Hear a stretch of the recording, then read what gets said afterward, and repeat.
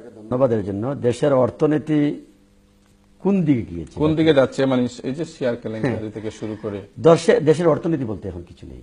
আমি আপনাকে আমার আগের কথাগুলোতে বলছিলাম যে Awami League does not know how to govern.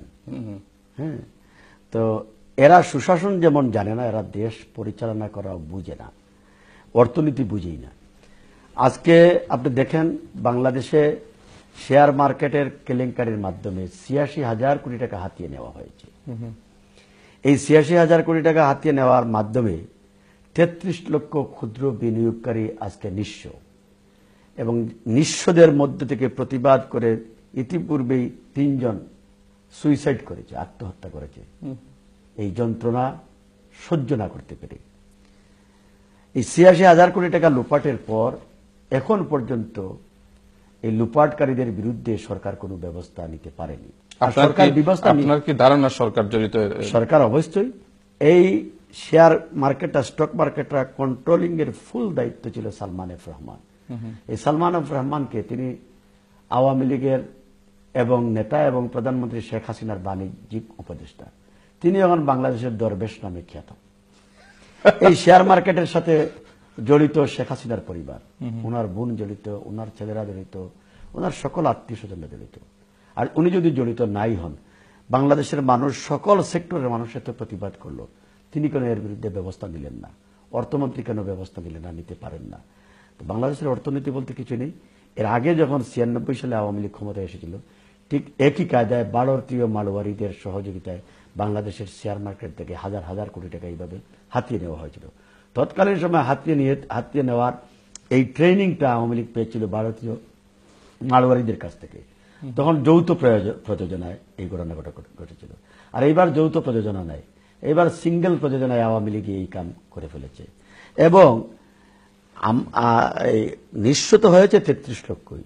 অর্থনীতি বলতে কিছু আছে? অর্থনীতির চালিকা শক্তি এখন কিছু নেই। ব্যাংকে টাকা নেই, এই ডেভেলপমেন্ট ওয়ার্ক নেই,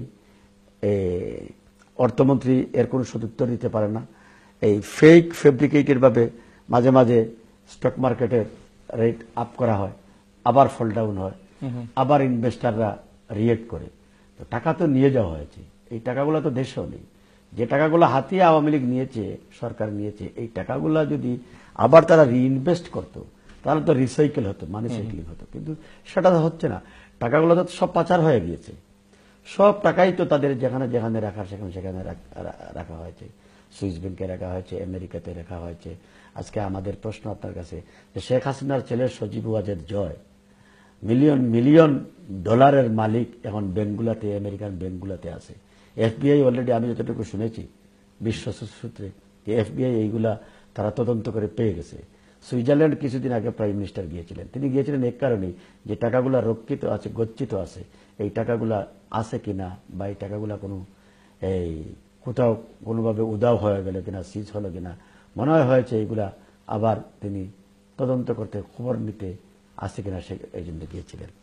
আপনি কানাডায় অর্থমন্ত্রীর, এই প্রধানমন্ত্রীর মেয়ের নামে বাড়ি কিনে হয়েছে, ঘর কিনে হয়েছে, টাকা আছে, ব্যবসা আছে, বাণিজ্য আছে। কি এমন আলাউদ্দিনের আশ্চর্য প্রতীক শেখ হাসিনার মেয়ে এবং ছেলের কাছে, বোনের কাছে, যে বিদেশে হাজার হাজার কোটি টাকা, million million pound, million million pound এখানে গচ্ছিত রাখা হয়েছে? কি আলাউদ্দিনের আশ্চর্য প্রতীক তাদের কাছে? এই যে জনগণের কতটুকু সত্য? এটা সত্য, সময়ের ব্যবধানে আপনারা এই সত্যের প্রমাণ পাবেন। আজকে হয়তো আপনি বলছেন কতটুকু সত্য।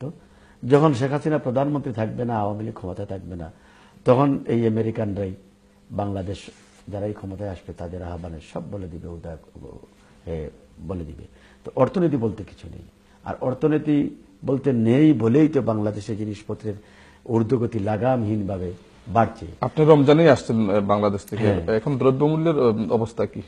দ্রব্যমূল্যের অবস্থা কি? দ্রব্যমূল্যের অবস্থা কি? আমি তো বাংলাদেশ থেকে আসছি, এর জন্য আপনার নতুন করে জানতেন। এখন এই আধুনিক দুনিয়াতে, ইলেকট্রনিক্স মিডিয়ায়, আপনার চ্যানেলাই তো রেগুলার বাংলাদেশের খবর দেখতেছেন না? আপনি তো পাচ্ছেনই। দ্রব্যমূল্য এখন মানুষের নাবিশ্বাস, মানুষ ক্রয় ক্ষমতার বাইরে সবকিছু চলে গিয়েছে। আপনি তেলের দাম, নুনের দাম, পেঁয়াজের দাম, বুটের দাম, চুলার দাম, চাইলের দাম, ডাইলের দাম আকাশ চুম্বি। যে চাইলের কেজি আমরা ক্ষমতায় থাকা অবস্থায় 16 টাকা ছিল, এই চাইলের কেজি এখন 40 টাকা। যে চাইলের কেজি 22 টাকা ছিল আমরা ক্ষমতায় থাকা অবস্থায় সবচেয়ে টপ উন্নত মানের চাইল, এটা এখন 50 টাকা। আমরা ক্ষমতায় থাকায় যে সোয়াবিনের লিটার ছিল 45 টাকা, এখন এই লিটার 120 টাকা। আমরা ক্ষমতায় থাকা অবস্থায় যে এই ডাইলের কেজি ছিল 50 টাকা, এখন সেটা 120 টাকা। এই রোজা মাসে আরো বেড়েছে। সুতরাং দ্রব্যমূল্যের কথা বলে কোনো লাভ নেই। আপনি অর্থমন্ত্রীর কথা শুনেন নাই? অর্থমন্ত্রী আগে কয়েকদিন আগে এই দ্রব্যমূল্য অর্থনৈতিক অবস্থা ব্যবস্থাপনা করতে পারছেন না বলে তিনি দেশের মানুষকে আহ্বান জানিয়েছেন যে আপনারা সপ্তাহে একদিন বাজারে যাবেন না। আর এই গত সপ্তাহে এই বাণিজ্য মন্ত্রী বলেছেন আপনারা কম খাবেন। এখন বাণিজ্য মন্ত্রীর নাম দিয়ে দিয়েছে দেশের মানুষ কম খান, এবং ওনার নাকি এখন হবে ওই কি বলে নতুন করে নামকরণের ওনার নেত্রী নাম কম খান দিয়েছেন। এই কারণে আগে ওনার একটা আকিকাও হবে এখন। এই তো হচ্ছে বাংলাদেশের অর্থনীতির চিত্র। সন্ত্রাস চাঁদাবাজির মহা উৎসব চলছে। লক্ষ্মীপুরের তাহের মুক্তি পেয়েছেন, তিনি এখন জোরপূর্বকভাবে লক্ষ্মীপুর পৌরসভার চেয়ারম্যান নির্বাচিত হয়েছেন। তার ছেলে নুরুল ইসলাম হত্যাকাণ্ডের দায়ে যিনি ফাঁসির সাজাপ্রাপ্ত আসামি ছিলেন, হ্যাঁ, সুপ্রিম কোর্ট যার রায় বহাল রেখেছে, তাকে মহামান্য রাষ্ট্রপতি ক্ষমা করে দিয়েছেন। এবং এই ক্ষমাপ্রাপ্ত তাহেরের ছেলেই গত কয়েকদিন আগে নোয়াখালীতে প্রতিবাদ সভায় যাওয়ার পথে আমাদের ভারপ্রাপ্ত মহাসচিব মির্জা ফখরুল ইসলাম আলমগীরের গাড়ির বহরে হামলা করেছে। এই আইন শৃঙ্খলার অবস্থা হলো সন্ত্রাসীদের এই নাটুরে যে সমস্ত সন্ত্রাসীরা সাজাপ্রাপ্ত ছিল, সুপ্রিম কোর্টে তাদের মামলা বিচারাধীন রয়েছে। এই বিচারাধীন আন্ডার ট্রায়াল মামলার আসামিদেরকে, সাজাপ্রাপ্ত আসামিদেরকে ছেড়ে দেওয়া হলো। ছেড়ে দেওয়ার পরে নাটুরের বড়াই গ্রামের উপজেলা চেয়ারম্যান বাবুকে এই খুনিরা হত্যা করলো। এই তো হচ্ছে আইন শৃঙ্খলার ওই উন্নতি অবস্থা। শামীম উসমান এখন বীরদর্পে নারায়ণগঞ্জে আবার সন্ত্রাস রাহাজানি চাঁদাবাজি চালাচ্ছে। মহা উৎসব চলছে চাঁদাবাজির। এবং আপনি একটি কথা আমি এখানে বলি, ডেভেলপমেন্টের অবস্থা এতই নাজুক, নতুন কোনো ডেভেলপমেন্ট নাই, এবং সমস্ত ডেভেলপমেন্ট ভেঙে চুরমার হয়ে যাচ্ছে, এবং বেজ নষ্ট হয়ে গেছে, চুরমার হয়ে গেছে। গত 10-12 দিন যাবৎ ঢাকার সাথে ময়মনসিংহ, টাঙ্গাইল, নেত্রকোনা, জামালপুর, শেরপুরের সড়ক যোগাযোগ বিচ্ছিন্ন। কেন বিচ্ছিন্ন? কোনো প্রাকৃতিক দুর্যোগ ঘটে নাই, হয় নাই, কোনো ডিজাস্টার হয় নাই, কোনো বন্যা হয় নাই, ভূমিকম্প হয় নাই, অটোমেটিক্যালি বন্ধ।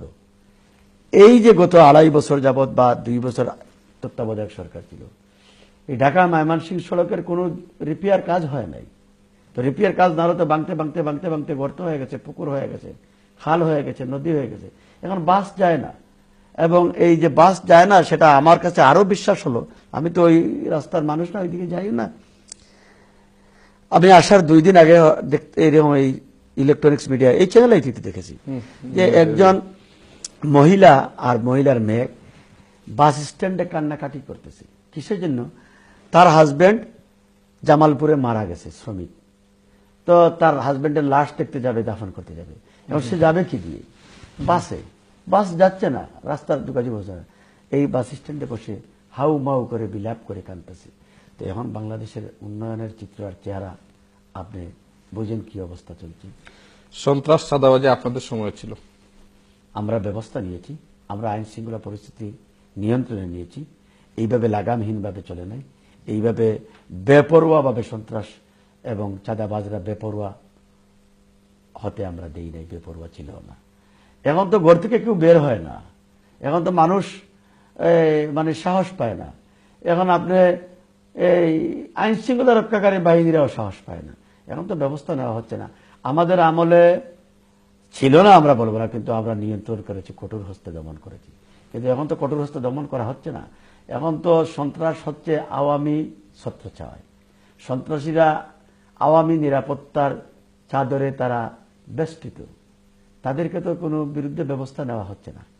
আর বিএনপি ক্ষমতায় থাকা অবস্থায় যে সন্ত্রাসী যেই হোক, সন্ত্রাসীদের পাল্লাই মাপা হয়েছে এবং তাদের সেই চেহারাই তাদেরকে গ্রেপ্তার করা হয়েছে। সেখানে কে বিএনপি সমর্থক করে কিংবা কে বিএনপি কোন সন্ত্রাসী বিএনপি ফলো করে, বিএনপিকে সমর্থন করে, সেটা তো দেখা হয় নাই। কিন্তু আজকের চেহারা তো ভিন্ন। সিলেটের রাজনৈতিক অবস্থা কি?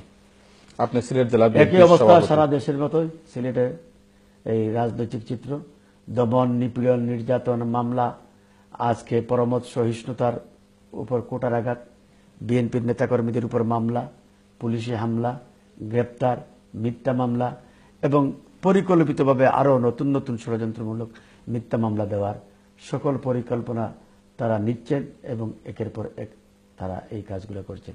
আমার নির্বাচনী এলাকায় হাজার হাজার নেতাকর্মী আমার আসামি, প্রতিদিনই মামলা হচ্ছে। এমপি সাহেব মামলা দেওয়াচ্ছেন, এসপি সাহেব মামলা নিচ্ছেন, ডিআইজি সাহেব অর্ডার করছেন, আইজি সাহেব অর্ডার করছেন, স্বরাষ্ট্রমন্ত্রী অর্ডার করছেন। এই তো সারা বাংলাদেশের ন্যায় সিলেটের রাজনৈতিক চিত্র। তবে সিলেটের প্রতিবাদের ভাষা একটু কড়া এবং কঠিন, বিএনপির পক্ষ থেকে, বিরোধী দলের পক্ষ থেকে।